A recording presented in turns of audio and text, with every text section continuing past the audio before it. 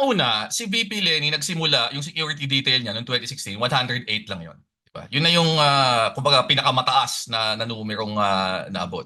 Sa pagkakaintindi ko, based sa mga lumabas na mga articles noong 2022, nagsimula si VP Sara Duterte 433. Diba? More than 4 times yon nung detail ni VP Lenny.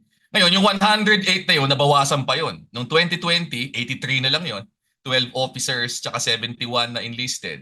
Alam ko, nung dulo, 2022, naging 78 na lang yata. Diba? Parang, ngayon, si VP Sara, nagreklamo at ginawang malaking issue na yung tinanggalan siya ng 75. Pero pag tinanggal mo yung 75 sa 433, mahigit 350 pa rin yun eh. Di ba?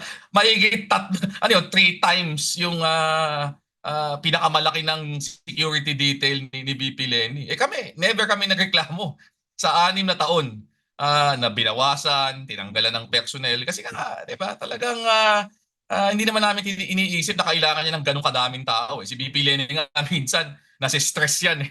Dahil kapag yung security team niya masyadong visible eh. Di ba? Kasi feeling niya, hindi naman hindi naman kailangan eh. In fact, feeling niya nagiging obstacle pa minsan yan na malapitan siya o makalapit siya sa mga tao. So, nagulat lang ako na hindi lang ginawang issue yung 75 na tinanggal.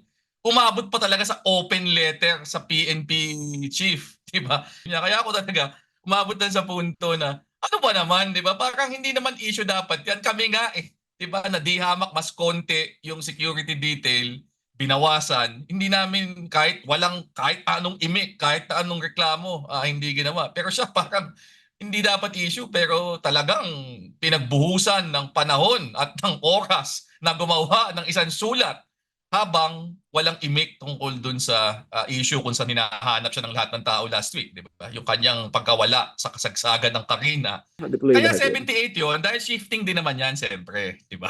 Yun yung punto. But at any given time, I don't think there were even 20 people na naka-assign sa kanya, 'di ba?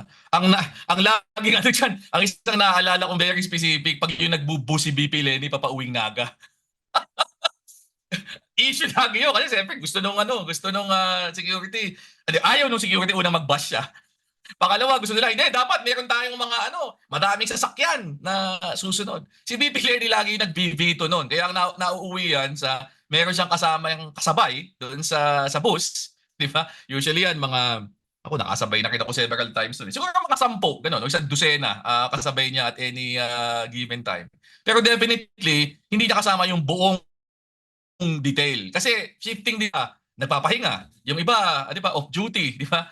Pero hindi, kaya hindi ko ma-imagine paano yung 350 eh.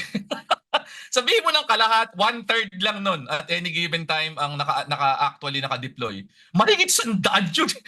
Parang hindi ko ma-imagine yung meron ka 100 bodyguard na kasama. Mas madami pa yun siguro sa mga ibang mga events na pupuntaan mo eh. Di ba?